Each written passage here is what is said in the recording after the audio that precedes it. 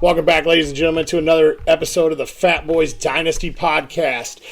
So the Fatboyz are going to mix it up a little bit to help you out more in season and out season. We're going to off season, not out season. We're going to add some waiver claims to help you during your season.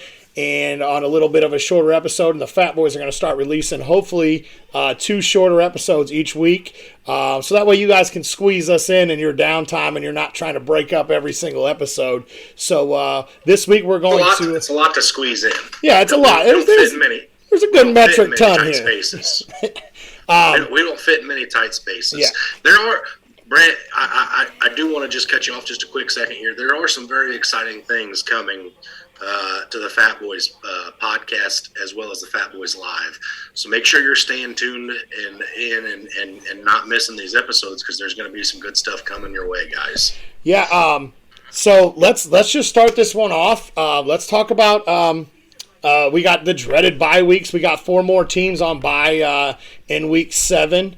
And they are, Finley, you got those pulled up right there in front of you? I do. This week we've got the Bills, the Rams, the Vikings, and the Eagles all on bye. So we have quite a few fantasy relevant names that are not going to be in your lineups this week, which, again, this is an important time to stay ahead and stay up on your waivers and get that edge on your competition so you can keep yourself in that positive win column.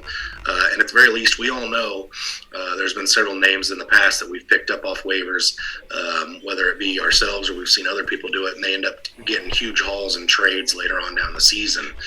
So this is definitely the time of the year where it's really, really important and imperative to be ahead of your waiver claims and getting yourself set up for success.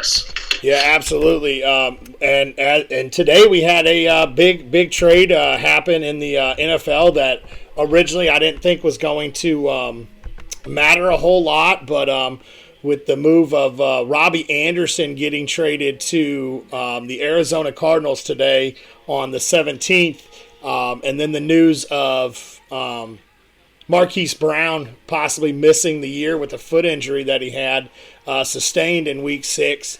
So that's something to definitely keep your eye on, especially if you're a Brown owner. And I mean, that's going to jump me straight into my every waiver claim that we talk about between the two of us is going to be less than 50% owned in half PPR leagues. Through Sleeper is where we get our numbers from, and the first name on it has to be almost Robbie Anderson. He has the opportunity to really slide right into the Marquise Brown role. I know DeAndre Hopkins is coming back.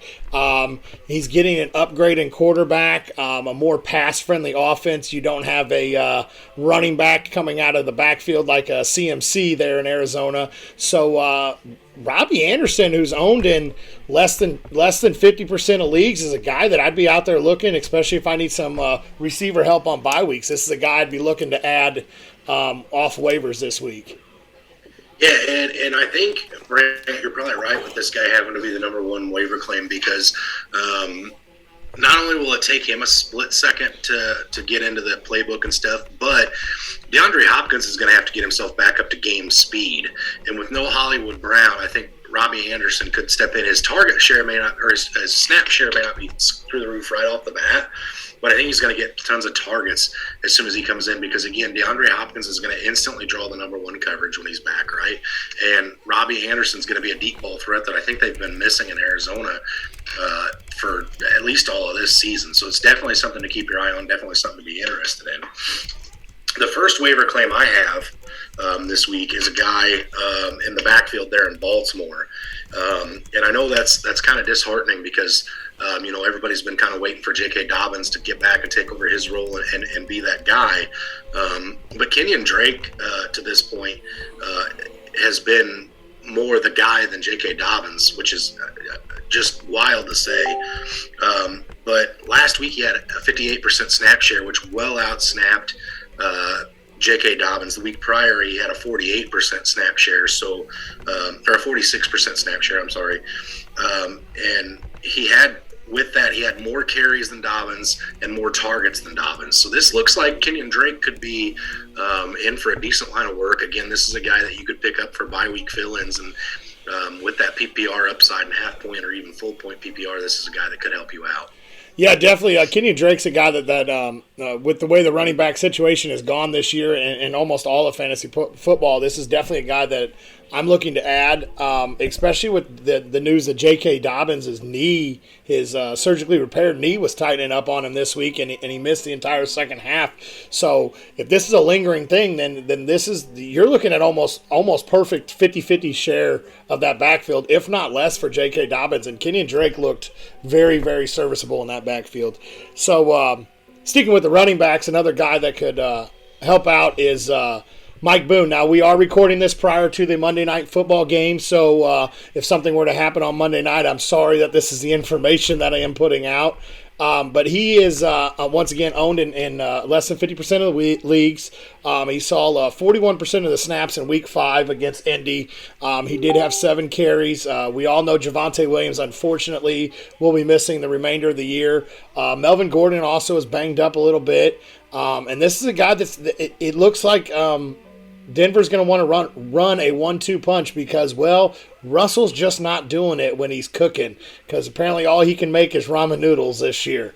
So, Mike Boone's a guy that I'm adding. I don't think I'm putting him as the top of my waiver claim. This is a guy that I'm definitely going to be looking at. And like I said, I don't know why he's still only owned in less than 50% of leagues. Brent, as fat as I am, in the 31 years of life that I've lived, I had ramen noodles for the first time ever last night. And probably be the last time. Not bad. No, not bad. But I would like to see Russ cook some more gourmet stuff, considering I own either Jerry Jeudy or Cortland Sutton in almost every single league I'm a part of this year. So I would like to see those guys get a little bit more consistent. Well, while we stay on the ramen noodles real quick, I want to throw my 2 cents on the ramen noodles. I am absolutely out on ramen noodles, not picking them up on any waivers. I lived off of those during my time over the water in my military time, and I would refuse to probably eat those, even if you put those in front of me, and there's not much food that I refuse. As buoyant as you are, were you the platoon boat for your platoon? Or? Well, that's how we got over there, duh. Okay, fair enough. So sticking with the running back here, another running back that I think is honestly very, very appealing to me, and this is a guy that I've watched close the last 2 weeks especially, is Caleb Huntley out of the backfield there in Atlanta. We know Cordero Patterson's went down. He's on the IR, and it's been a strange combination of Tyler Algier, Caleb Huntley, and Avery Williams out of the backfield. But interestingly enough, the last 3 weeks, Caleb Huntley has had 10, 8, and 16 carries. And these are all carries coming out of a backfield where the Falcons are running the ball very well, very effectively. And this week was in a win. So this is not just like negative game script where Caleb Huntley's getting in it and getting carries. This is in a game that where the Falcons are winning and salting away the clock. Caleb Huntley's a guy, again, that this may not be he may not be a league-winning back, but this is a guy that you could pick up and I think play safely in flexes every week. If you're getting a guy that's getting 10 carries out of the backfield, you're almost guaranteed some kind of positive points, right?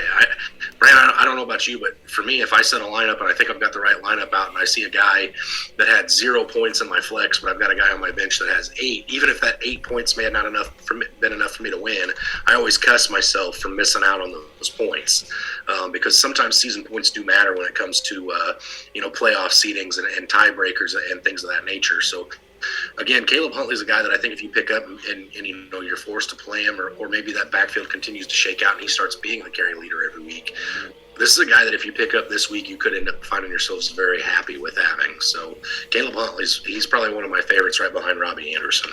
Yeah, absolutely. And so I'm going to stick with the Atlanta trend here. I unfortunately did not get to watch a whole lot of this game. But I did see, I was looking at some stats, and one name that stood out to me, go ahead and help me out with this name because I butcher easy ones, so go ahead and help me with this name real fast. This one's an easy one. Almeida Zacchaeus, wide receiver out of Atlanta. Yeah, he's so this guy here, I appreciate the help there. We all know I stutter through names pretty easily. So Zacchaeus, he's seen 2 targets, 2 receptions every single game. He's actually the wide receiver 46 in PPR leagues and 39 in standard leagues. Once again, owned in less than 50% of leagues. Really, I can almost go down to looking at most of the leagues that I've looked at. He's owned in less than 25% of most leagues. Now, his numbers fantasy-wise aren't eye-popping, but they're definitely there, and the chance for upside's there. And like I said, he's a top 40 wide receiver, so in leagues that you got to start 2 flexes or 3 wide receivers, this is a guy is very serviceable to start. And we know Atlanta does. This week was kind of a fluke week. It was really crazy for a lot of teams. Atlanta led. Correct me if I'm wrong. I'm pretty sure Atlanta led wire to wire in that game, or did they fall behind 7-0 at the beginning? No, they were the first touchdown scorer. So they led pretty much wire to wire on San Francisco. By the way, thanks for the help on winning that game, because now we're tied 3 ways for the division lead in the NFC West. But this guy's serviceable, and we know Atlanta's going to start trailing in more games than they're going to be leading. So this guy could, number 2 wide receiver target on the team, could be seeing some serviceable numbers very soon. Yeah, so speaking of serviceable numbers, I don't know, Grant, if you happen to, I know you said on the live this weekend that you were going to be watching the Jacksonville Jaguars and Indianapolis Colts game pretty closely. And one of the eye-popping things that I noticed in that game was Paris Campbell. Paris Campbell's just one of the most athletic guys we've ever seen in the National Football League that's just never been relevant. And it's always been one of those guys where almost every league I've been in, and I'm sure it's out there for all of you guys listening too, this is a guy that's rostered, dropped all over the place. Well, in the last 2 weeks, this guy had 92% and then 100% snap counts. And this week he was able to put that together for 11 targets, 7 receptions, 57 yards, and a touchdown.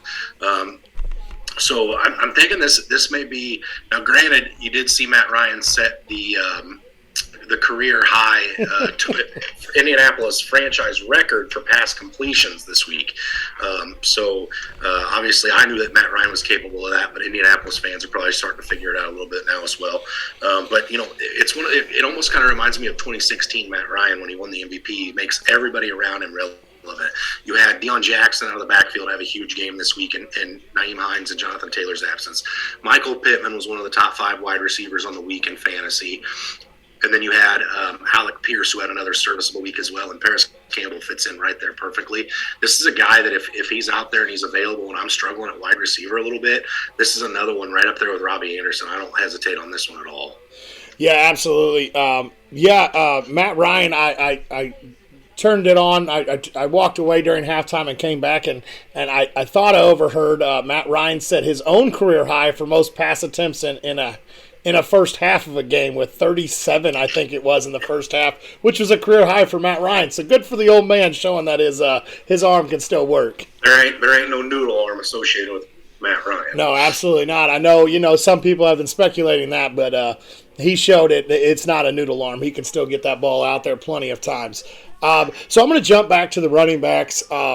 I know, we talked about them a little earlier. These two guys are kind of at the bottom of my waiver claims, but they're definitely worth looking at, giving a chance. And that's the Rams running backs. We saw, everything with Cam Akers wanting out. It sounds like the Rams want to move on from him too. So we had Malcolm Brown step in this week as the number 2 back behind Darrell Henderson. We know Darrell Henderson does have an injury history. Malcolm Brown saw 25% of the snaps this week. He did see 7 carries in that, and he also had 1 target and 1 reception. Numbers aren't eye-popping, but it's, once again, he was signed off the practice squad. It was his first action. First real action. He's seen special team snaps for week 4 and 5, but this is his first time lining up with the offense and seeing the ball. So, he's got to get his legs underneath him, and I think he's going to play a serviceable part of that offense. And then another name is, and this guy I wanted to make sure I put out. I was huge on him coming out. One of my favorite rookie running backs, Kyren Williams from the University of Notre Dame. He's currently on the IR. A good buddy of mine just traded for him and won't give him up to me for nothing. Unfortunately, Finley doesn't love me no more. So, but Kyren Williams, this guy, he's a converted wide receiver to running back, so we know he has the hands to be able to catch the ball out of the backfield. This guy had very, very good numbers for Notre Dame, and I think he could definitely step in when he gets his feet underneath him. He could definitely step in and really take down that that 2-minute offense, 2-minute drill, the hurry up offense, and also take over some pass catching role for the Rams. I know Darrell Henderson's very serviceable in it, but I think this guy could be a sneaky pickup if you have deeper benches. And like I said, you can get him after the waivers because currently he's on the IR. He'll be coming back here shortly, though. Yeah, another thing that I love about guys like this that have that IR tag is it's an easy stash. He's not taking up roster spot as long as your league has those IR spots and you already have them full. It's a guy that you can pick up and stash in that IR spot and wait till he comes off and then see where his role is and then make your decision. But once he comes off of IR, it's going to be a lot harder to go pick him up than it is while he's sitting on it. So knowing that he's coming off shortly, knowing that Cam Akers is out asking for a trade, Kyron Williams is much more appealing to me than he was probably just even a week ago. So that's definitely a good one there, Brant. Yeah. The last one I have here is the tight end from the New Orleans Saints. And I know where everybody's thinking, right? He's not a tight end. He's a quarterback. I'm not talking about Taysom Hill. I'm talking about Juwan Johnson, the actual tight end there in New Orleans. They have been running, numerous tight ends through that formation with Adam Troutman and Taysom Hill kind of all over the place as a tight end. But Adam Troutman went down this week. Don't know how serious that is. But Juwan Johnson's a guy who has played every game this year, and he's only been under a 50% snap share one time. And through 6 weeks, he's got 25 targets already. He's had some good games, some bad games. This is another guy that's hanging you 6 to 7 points a week out of your tight end position and half-point PPR. So definitely a guy that's, again, if you miss out on those Travis Kelce, Mark Andrews, even George Kittle, the last 2 week kind of players, Juwan Johnson may be a guy that you could look to kind of shore up your tight end spot. Jameis Winston should be back this week, which I think ends up boding well for Juwan Johnson. It is a short week. I don't know whether you'll see Michael Thomas or Olave or Jarvis Landry coming back, and if those guys or any of those guys are out, any of them, I really like Juwan Johnson on this Thursday night game. Granted, it's Thursday night, so probably won't see any touchdowns. Obviously, that's something that we just don't get on Thursday night football. Very low scoring games and what have you. But Juwan Johnson's a guy that I definitely look at as kind of a solidify the tight end position, and he's rostered in under 50%, but it's even lower than that. It's right around 30% that this guy's rostered. So he's probably available in all your leagues, and especially in a tight end premium. I really like Juwan Johnson. So another one to keep your eye on if you don't have one of those top 3, top 4 tight ends. Yeah, absolutely. And New Orleans plays in one of the higher scoring divisions with, Carolina's, might be the only outcast of that division. Atlanta's had really no problems hanging points. Tampa Bay apparently does a little bit, but they shouldn't have any problems hanging points. And so the Saints are going to have to pass the ball to keep up. And we've seen over the past few weeks the wide receivers that are missing a lot of time. Johnson's a guy that you definitely could pick up and stash and see where that goes. Or even, like you said, in a tight end premium, that's a guy that I would have no problem plugging in. Absolutely. So I want to make sure we talk about, make sure you guys join us on Saturday mornings or Sunday mornings, 10 a.m. Eastern Time, 9 a.m. Central Standard, for an hour to look at these two beautiful fat faces and talk about your starts and sits. We love talking football first thing in the morning. It really gets our appetite built up, and gets us ready for the day. So, definitely come join us. My appetite's up as soon as my feet hit the floor. But, nonetheless, we definitely enjoy that Sunday mornings. There's a great group of people come hang out with us every Sunday morning on those the live start sit on the Fantasy Holics Facebook page. If you're not already on the Fantasy Holics page, make sure you jump over there. Like that page. There's a lot of great information. A lot of times they're the fastest for information coming out. I get a notification from the Fantasy Holics page, and then about 5 minutes later I get something from Sleeper. So definitely worth being on that page. Like I said, a lot of good information coming there. A lot of great guys behind the scenes making things happen. So make sure you jump over there and give that page a like. Obviously, Brant and I had mentioned there's some exciting things coming, and we'll let you know what those are as soon as we can. But be ready, because we are going to start putting out 2 shorter episodes a week, like Brant mentioned at the beginning of this one. So this next one we put out hopefully Wednesday night should be another really exciting episode that should get you guys going and heading in the right direction for your fantasy season. Yeah, absolutely. Make sure, like you said, make sure you get over there and give that Fantasy Holics page a like. Check out the Fatboyz Dynasty Fantasy page too. Don't hesitate to message us. Message the Fantasy Holics. Those guys are quick to respond to any trade questions you may have, any waiver wire questions you may have, or anything else. Those guys, there's a lot of expertise there going around. So and they're always quick to respond too. Yeah, and if you don't want to ask a fantasy football question, you just want to tell us what's on your menu for Sunday, we're always happy to hear that as well. It gives us a little inspiration and some motivation too. So, don't hesitate to reach out. Like Brant said, like I've said, a lot of good people definitely get you on track. So, yeah, absolutely. And I think that's going to really wrap us up for our first of the shorter episodes. And we're still going to be talking about guys, to watch in college too. As your dynasty comes up, we're going to make sure we keep that afloat. But as always, stay hungry and stay fat, my friends.